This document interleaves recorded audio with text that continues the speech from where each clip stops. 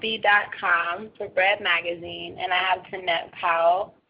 How are you doing, Tunette? This is actually recorded at this time. Okay, I'm doing good. How are you? I am awesome. Lex Cash gave me the opportunity to interview you because of your book that was recently released. So congratulations on that. And how did we get to come about with the book, The Other Woman? Well, I guess, I didn't really set out to write a book. It was January 2011 when I first started writing. I was 6 months pregnant with my second child, and I was kind of frustrated with my dad. My dad was addicted to drugs, and he was really, really bad in 2011. He was just as bad as he'd always been.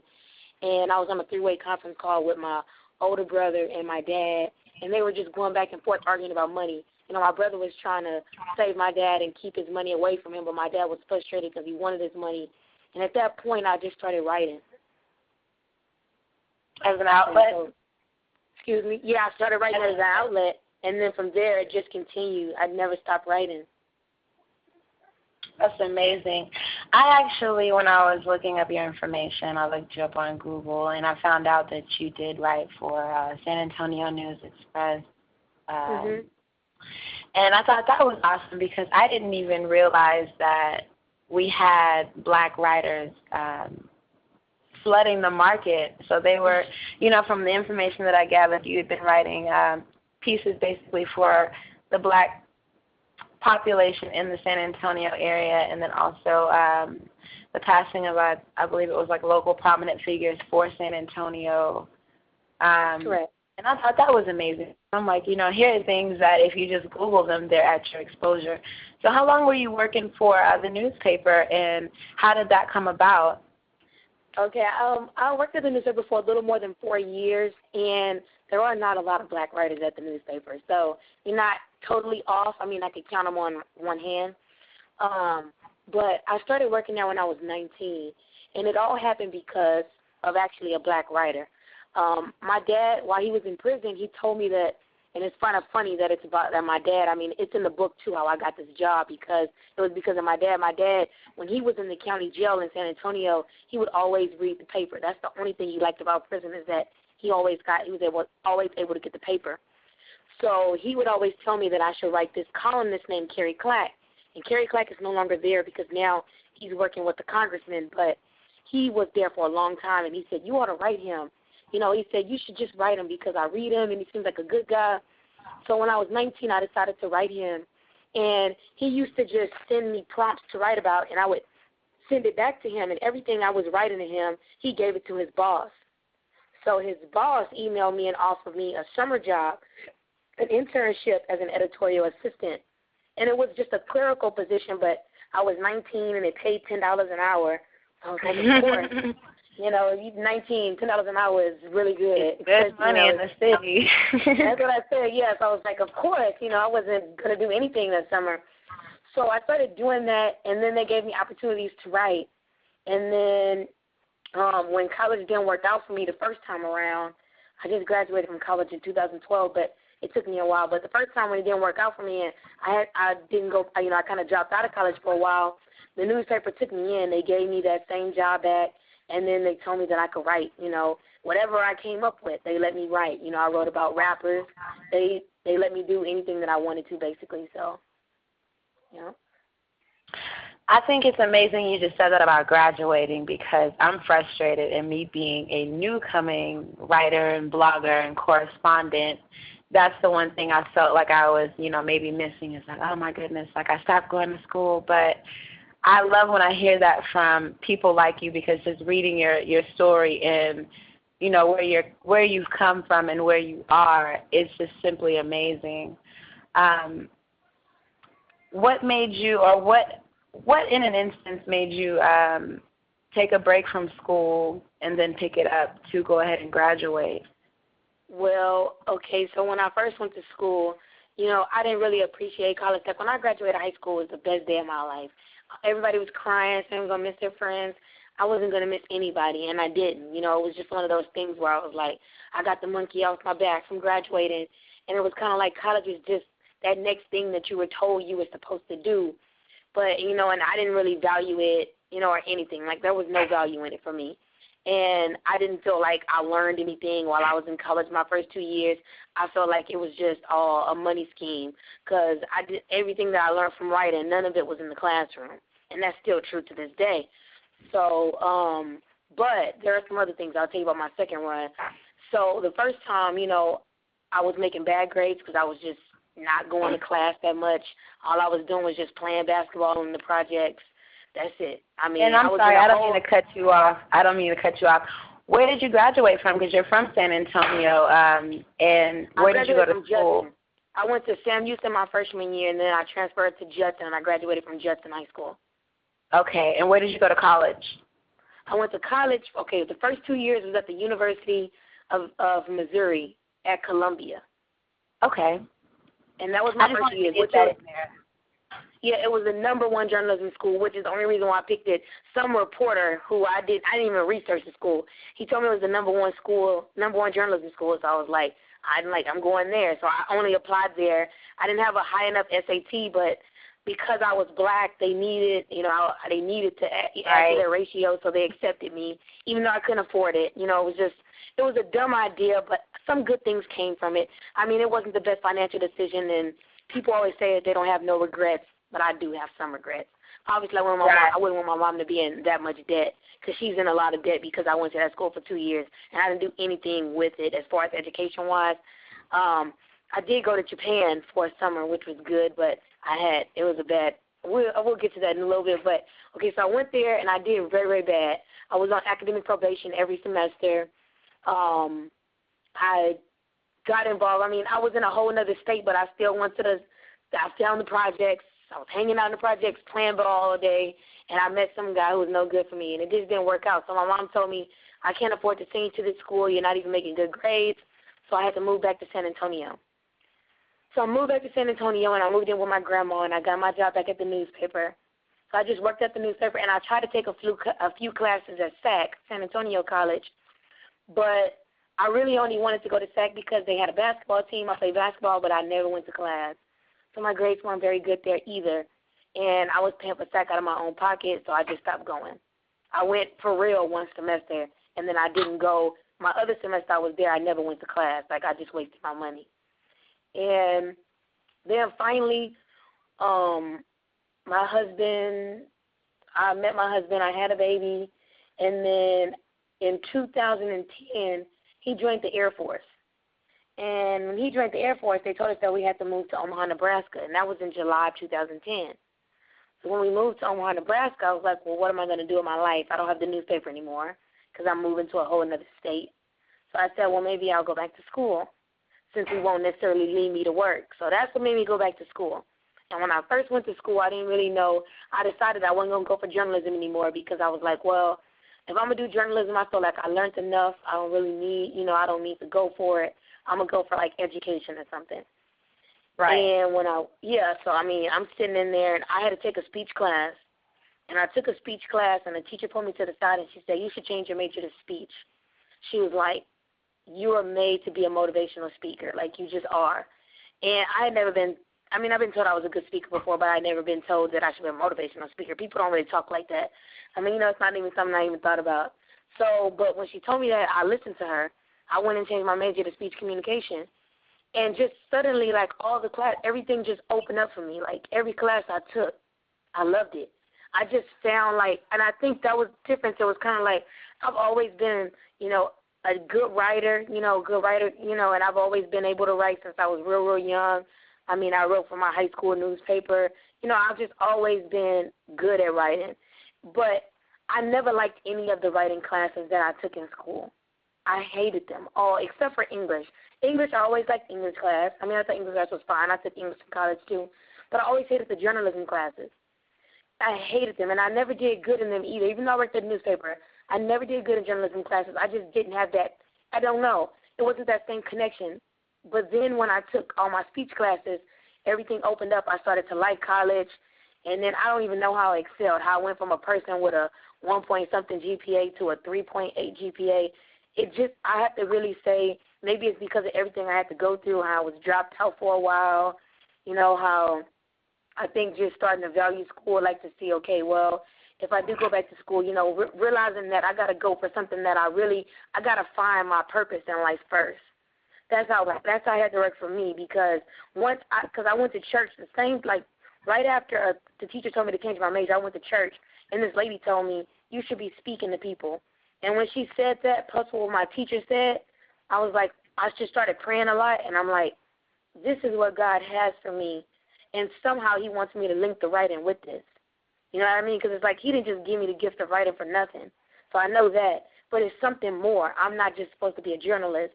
And so once I figured that out, it's like, okay, I found my purpose, that I am supposed to be speaking to people. Well, it's like then everything just all fell together.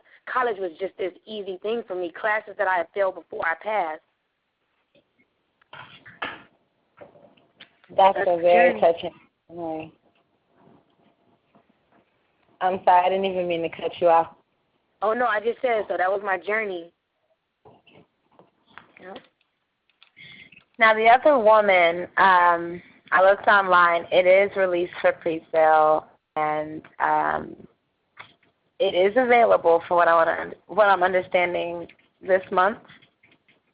Yes. So, okay, the book is on pre-sale until January 14th, and on January 15th, which is Martin Luther King's birthday, it will be officially released. So it will be available Barnes & Noble. It will be available on Amazon. It will be available on Kindle soon, because normally they have a policy where you don't get an ebook until you break even with your publishing company, but the publishing company is going to make an exception. So we haven't set a release date for the Kindle, but it will be coming shortly after. So, yeah, the official release date is January 15th. That is awesome. And how much hard work did you have to go through to get, one, you had to find a publishing company to take on this project that you've, endured as your baby to bring out to the world. So how was this process for you? So I'm pretty sure, it has to be, like, nerve-wracking. Like, there's so many entities in business alone, so. Yeah. I think, so writing the book, it was kind of like therapeutic for me, because I didn't force it. Like, first of all, I never forced a book. I did give myself deadlines, but, I have 2 young kids. Like, I was pregnant when I started writing it. So in that April, that was just like 3 months after I started writing the book, I gave birth to my second child. And I already I had another little baby. They're just 22 months apart. So, and my husband's in the Air Force, so, I had to work with his career too.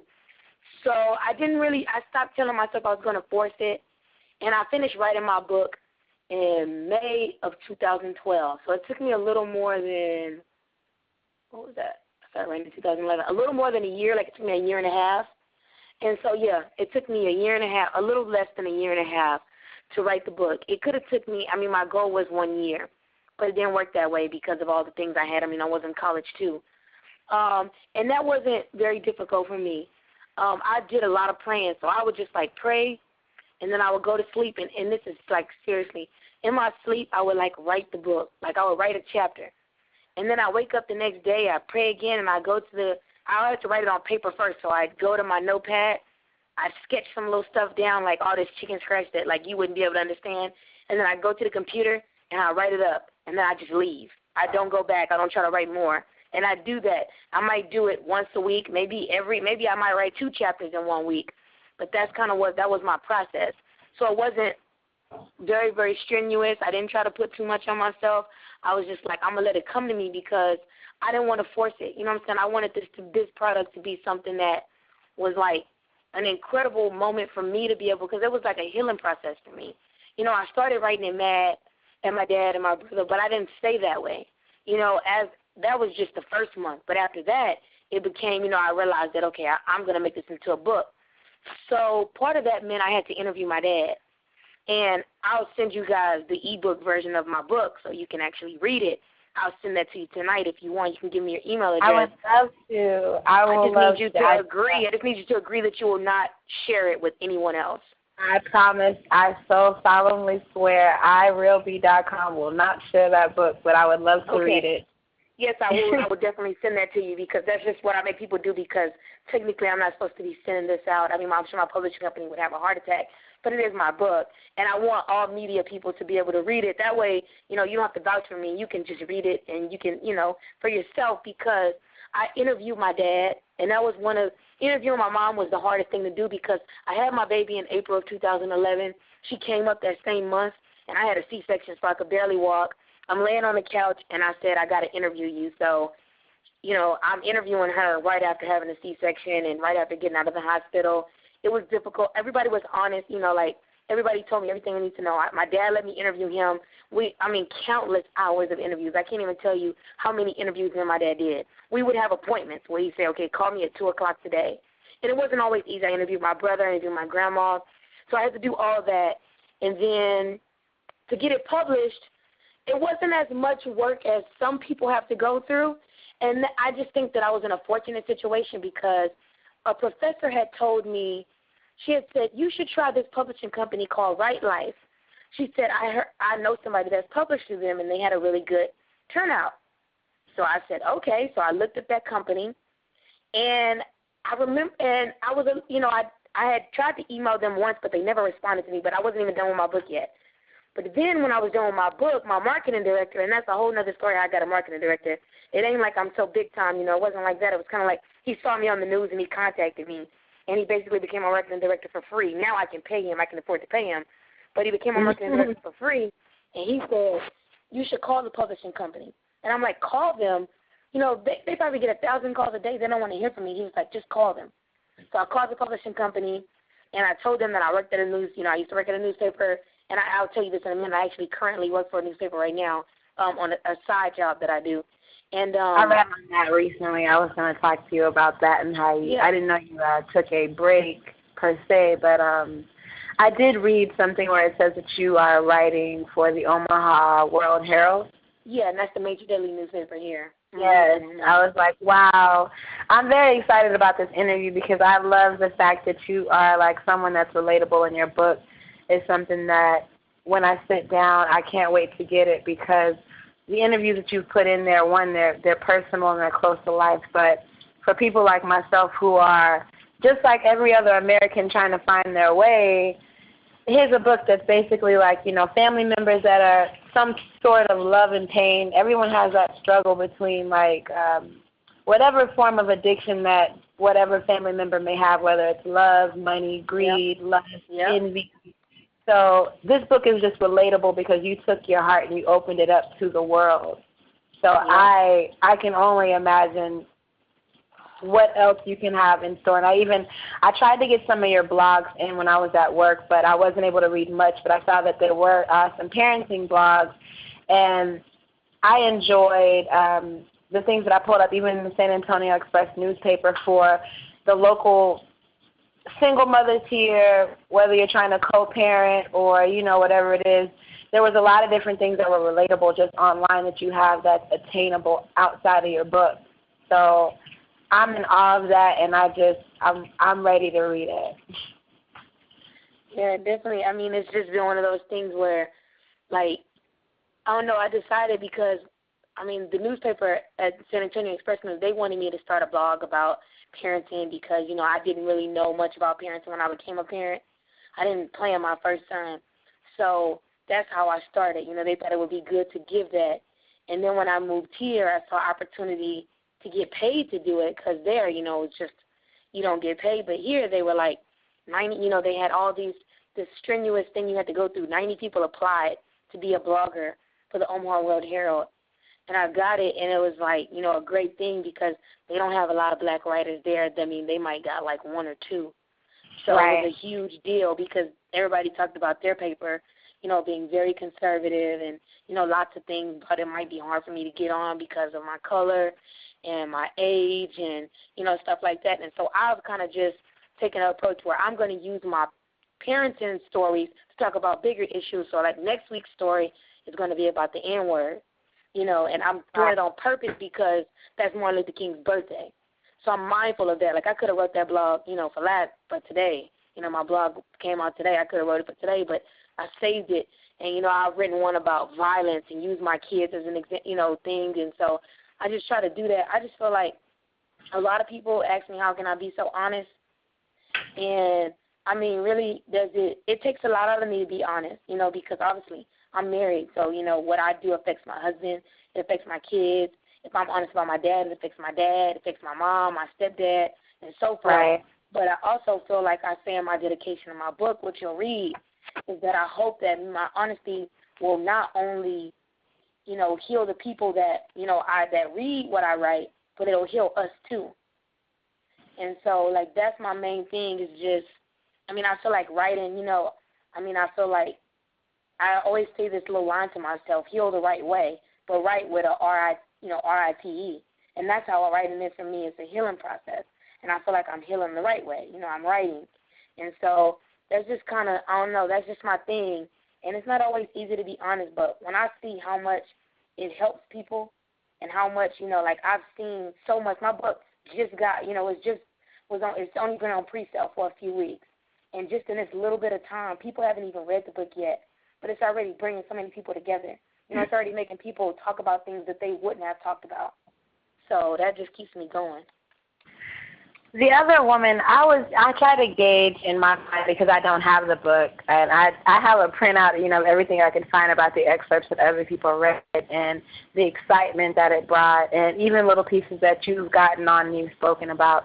But I try to say, well, in my mind is the other woman, I guess necessarily the addiction to the drugs? The other woman is crack cocaine. Okay. That's the other woman. And I can only imagine with that as far as, being a child and even growing up and still having to, relate to that, having kids and going through that.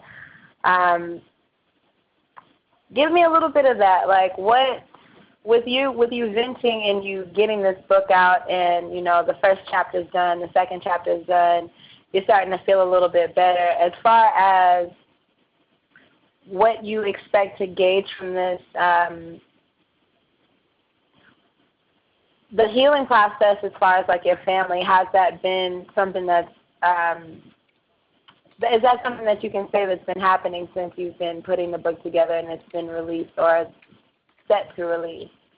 Yeah, so like with my dad, for an example, my dad, remember I told you when I first started writing the book, he was doing very, very bad. I didn't even tell him I was writing the book for the first several months because, he was not doing very good. I just didn't really know. But then, now my dad, if you want to know what my dad is now, just in that little bit of time, in a year's time, my dad is in a culinary school through the food bank. It's provided free through the food bank in San Antonio. Amen to the food bank. Huh? I said amen to the food bank. They offer a lot of different services. They do. So he's in that culinary program, and he's been going every day. He hasn't missed a day. He's going to graduate in February. And so it's like my mom, it's like everybody was banking on the book to, help us all. Because my mom one time said, I bet you by the time your book is out, your dad's going to be doing real good. And it was true. By the time our book came out, my dad started the culinary program in November. He's been doing good for about maybe 6 months now. And so, I think that to me just speaks so many volumes on, what writing can do in that healing process because my dad was not doing good. And it's like I could see him gaining strength whenever he talked about it because it would be like, you think it would be hard. Once you read the book, you'll be like, dang, you obviously know that I couldn't have written that without him because I wasn't there in some of the scenes. But you'll be like, how could he tell his daughter this? Well, once he talked about it, the more he talked about it, the better he got, the stronger he got. And I'm sure that it hurt him a lot of times to have to tell me this, but he told me he would tell me the truth, and he did. And so it was one of those things where my mom, when she talked about it, my mom, I come from a strong family. Like my mom, she never talked bad about my dad one time, never. And when you read the book, you'll be like, how in the heck? Could she not talk bad about him when you read the book? And never once. And so Are they still together? No. My parents were married for 16 years, and then you'll read in the book why they got a divorce. I won't tell you. Although Okay. she needed in the book. But they got a divorce, and my mom didn't want to necessarily, but she did because it was the right thing to do. Yeah, she had to. She was going to, I mean, you'll see in the book, basically, like, she had no choice. She had to. So. Amazing. This is so much I want to know about the book, but I actually would rather enjoy to read it, and then I would love to follow up with you after the release of it to see the phenomenal, because I'm more than 100% sure that you'll have amazing release and debut with this particularly. But as far as your family, and this is your close family, your husband, how is like the relationship with getting with your husband, and then now you having kids, with the background that your family has? Is that something that affects you or has affected you upon building the family that you have currently? Definitely. Like, you'll see in the book that I talk about, like, I mean, I guess, like, the hardest thing for me, the hardest thing that I've had to go through, well, you'll see that I was molested when I was young, which was a huge thing. I mean, that's in the book. And another thing is that I always had issues with attention, because you'll see that in the book. And I mean, the other woman is crack cocaine, but it's also something else. You'll read the book and you'll see. But at one point, it's just like I deal with that a lot, where I was always looking for my dad and everybody that I met, and I didn't want any stability in my, like, kind of like in my life, because all I wanted, in a sense, was kind of like I got used to my dad not being there, so I didn't really want to trust. And so, like, for my husband, he's had to be very patient with me. Because for me, it's like one of those things where if you argue, I just want to leave. I just want to, like, leave the whole marriage. It's like one of those things where I don't want to stay because I don't want to be the one to get left. You know what I mean? I don't want to be the one to get hurt. So I want to bail out before it even gets to that point. And that's something that I've had to overcome. And so I think that it's definitely been a challenge for me. But I'm aware of it. I think that because I'm aware of it, it's helping me.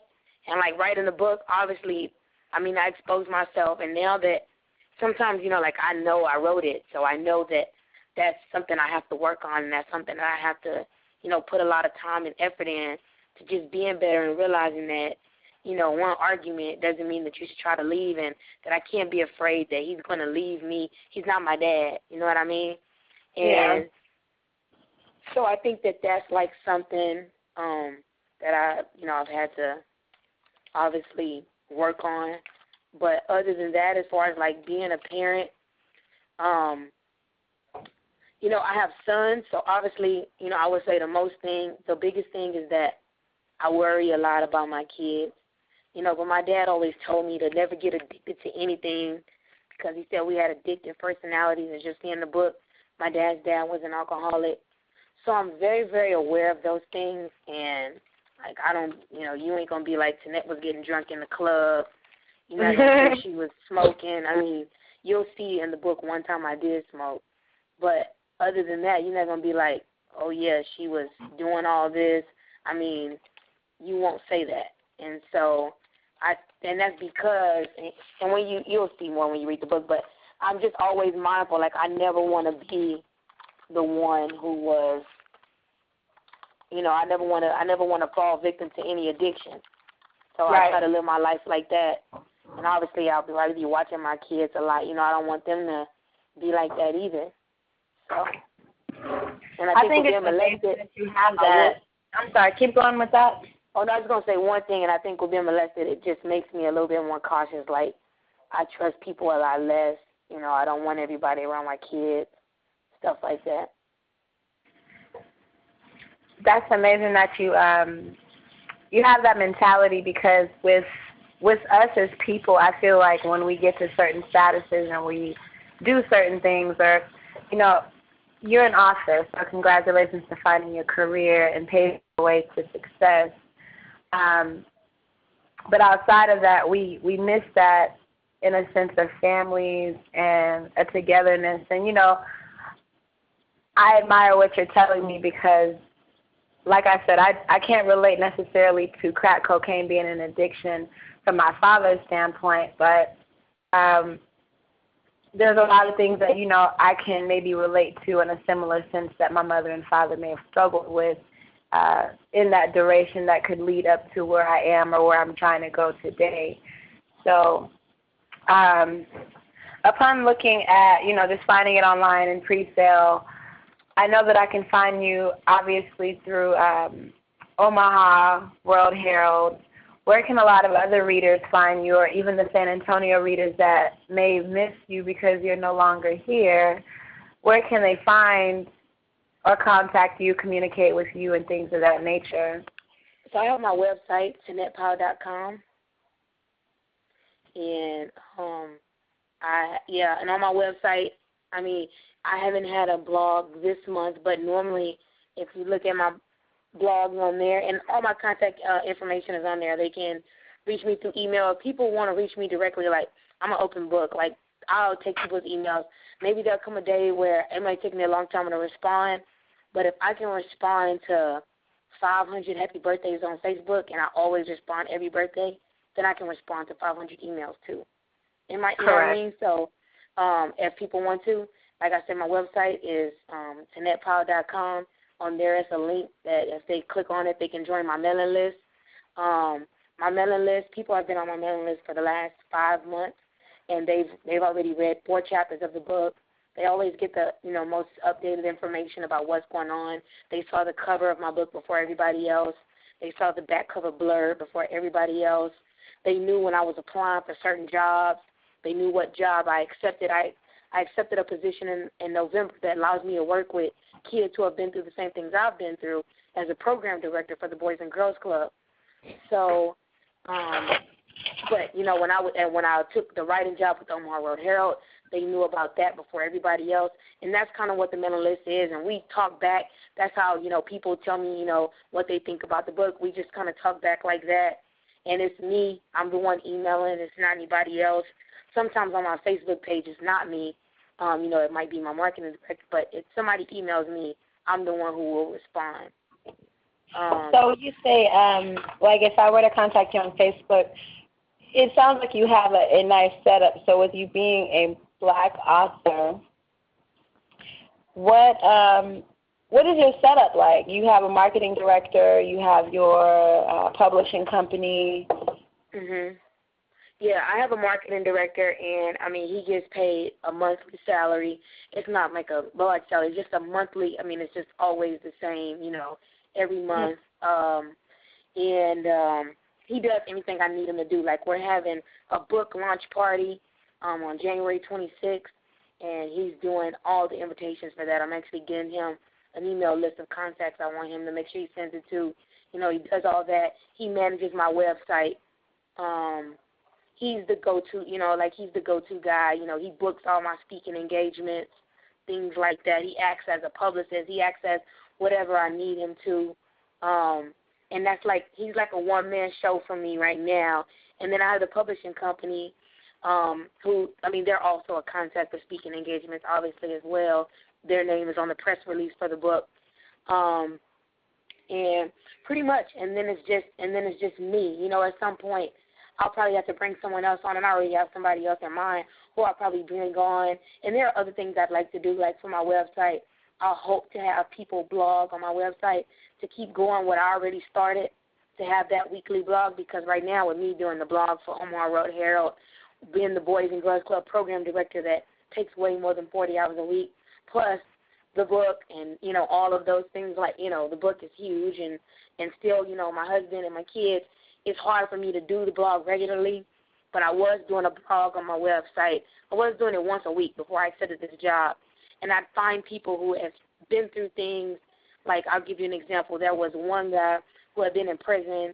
He did like a 7-year sentence, and, while he was in there, he got his CDL, and he was driving trucks. And I just talked about his story. He started out in gangs. He was he was the ETG in San Antonio, East Terrace gangster, and how he changed his life. And, I always feature stories. I talked about a girl who was like 26, and she was addicted to drugs, and how she started taking steps to change her life. And every week I gave one, because my whole theme, this is the theme for my life, the thing for everything I do is we have to recycle the human life the same way that we recycle paper and, and plastic. We have to recycle the human life. We have to show people another purpose for their life. And so that's what my blogs all cater to, is finding those people, who are either trying to find a new purpose for their life or they did. So we even found some people who hadn't gotten it together, but they were trying. And so that's something that, I do, and I offer writing classes as well. So I actually taught a writing class in San Antonio this summer at Gemini Inc., the literary organization. I would have loved to have been there. I know, and the thing is that they didn't promote well. We only had 6 in my class. I mean, it was kind of a pricey class, I guess, but not really pricey. For them, it was like $50 a person. But investing into your craft or your career, what you love, is nothing. Like you said earlier, or something along the lines of that. $50 is nothing compared to going out to the club and hanging out with your friends and driving around. And I offered good things. Like, it was a 4-hour course. It was 4 hours, and I provided food and stuff. And it was a 4-hour course, and they learned, all different types of writing. I focused on, like, short story writing, and I tried to show them, like, how just because you're a blogger doesn't mean that, you can't tell it like you're writing a book. I talked about, we did all this character development, all these things, and I had lots. I mean, it was crazy because by the end of the class, it was just a writing class, but everybody was crying because everybody was opening up so much personal stuff. And that was my first time teaching a writing class, and then I just expanded on it. I started offering writing classes here, and you'll see on my website, if you look at my blog, the first 3 blogs were from a girl that was in my writing class. And I helped, I just edited her. We worked together on showing her, how to, just basically get a story together. It's pretty intense. But, yeah, so I offer writing classes, and, I mean, just whatever I can do to help people, because I always want to help people that don't have the money. They have, like, a little money just to compensate me a little bit, but the people that can just pay a little bit. And so, that's my thing. And so that's what I want to help. You know what I mean? And I always, I hope to start my own publishing company. That's something me and my husband are working on. Starting my own publishing company, because I already have an editor that I'm ready to hire, a designer I'm ready to hire. So it's like me and my husband are just putting in the groundwork, and that's something that's probably like, in the next few years that will kick off. But I would like to have my own publishing company. That way I can use people's big money to fund everything, and then help those small-time people, too, that can't afford, we're going to the lease of the publishing company, because a publishing company, you should never have to pay to have your book published. So I want people to, pay me to ghostwrite their books, big-time stars, and then I use that money to have the company, and then people don't have to pay to publish their book or anything like that. And that's amazing, because even with listening to that, I want to know, hopefully you'll be back in San Antonio with another seminar. I'll be in San Antonio in February. I would love to be there. Please let me know. That's something I would just like to enjoy personally, because when you have something you love, there's always people that they may or may not, accept it. So you obviously, broken whatever barriers were there prior to, even with the beginning portions of being 19, working for the Essay Express. So, excuse me. I want to be a part of that when you bring it back, because unfortunately I missed it the first time, but I'm always a fan of those who are going to help those who are trying to do something. And essentially $50 and you offering food is definitely a plus. You don't get food to go to church to praise God, so there's just certain things you shouldn't expect when you go to school. You don't expect those things when you're learning, but it's an extra additive, and I'd love to just be a part of be involved with that. Definitely, and I'll be teaching that writing class. They've asked me to come back next summer, so I would love to come back, because they do have, there's some people who, like I got some people, even though it's only 6 in our class, those are like faithful 6 who are, ready to come back. And so they think that, they're going to work on how they've been promoted, because, like, people are like, you never heard anything about this. And, that is, it just happens. It was my first time teaching a writing class in, like, that type of context. So everything's a learning process. But definitely when I'm in town in February in San Antonio, I'll actually be there doing a book signing. Mhm. And right now, I believe we'll be at the Twig. That's where we think we'll be at. We're waiting to hear back from them, but they have a pretty good deal. The Twig is a place in the Pearl Brewery, Facebook, and yeah. So I'm hoping to get there. They have a good setup. They have something every Saturday where they do like book signings. So if not, I mean, there's tons of other places that we'll be at, but I'll be in San Antonio because my dad's going to graduate from culinary school, so I want to make sure I'm there, and then I'm going to tie in a book signing. And congratulations to your family and all their success at this point with getting to where you guys are as a unit, especially with your father. Thank you. I would like to say I'm going to go ahead and wrap up the interview if there's not anything that you want to plug out there to your fans, or if you don't have anything further. No, just let me get your email address so I can email you that. Definitely. It is info@realbmoment, REALBMOMENT.com. Okay, and this only you have access to this, or do others? I have access to it, and Lux Cash would have access to it if anybody else would, which he's like my business manager, so everything that I do comes from him, so he would be the only person that would be able to. Okay, all right. Well, I just don't want it to be shared, that's all. And I won't, I promise to my life. I will actually forward this out if I can maybe do a mini blurb on the interview. For pre-sale purposes, just because I want to get that out there. There's also a mockumentary that we did an interview on with these two lovely young ladies, Kia and Pharrell, and Why Are We Angry? And it talks about black women and, you know, the beginnings of why, I guess, our attitudes are the way we are and our culture, society. So I want to plug all of this in, essentially, because of Black History Month. And oh, definitely. For our people. So there's a lot of families out there that have or struggle with some form of addiction, whether it's crack, cocaine, heroin, meth, whatever it is. And there's always, you know, whether it's a young boy or a young girl who has a mother or father, and it's a relatable story that I would love to just put out there for the purposes of making sure that it's out there.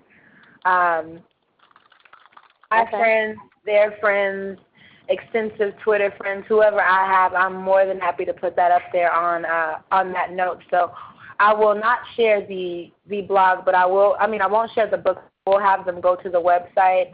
And and you can let people know if they want to read excerpts until they get their copy or anything. If they don't know if they want to buy it and they just want to read some excerpts, if they email me, I'll send them excerpts.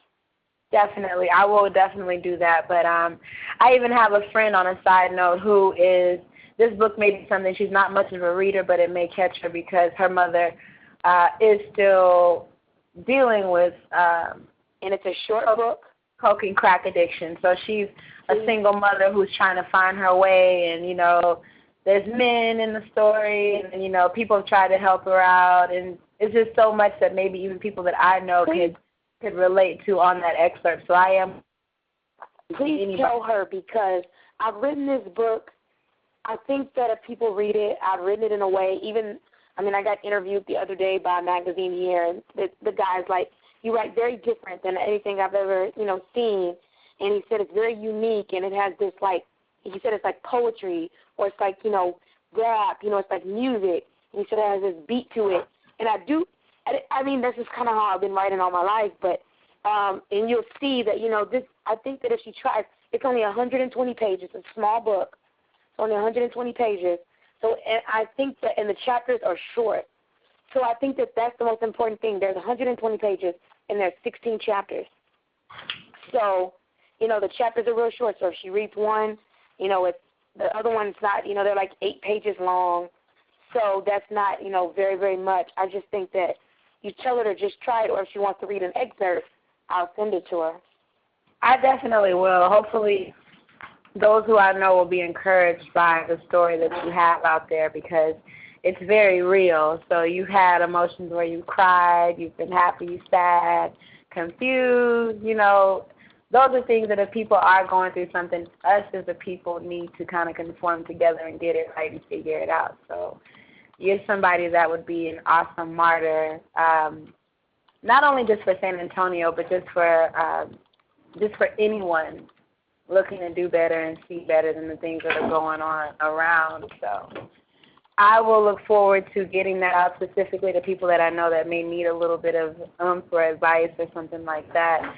And like I said, feel free to send me that, and I will be the only one to read it. If you send it to Lux, he'll be loving to read it because he's an avid reader as well. But yeah, and that's no problem. I mean, I've already spoken with him, so he can definitely read it. It's not – you two can definitely read it.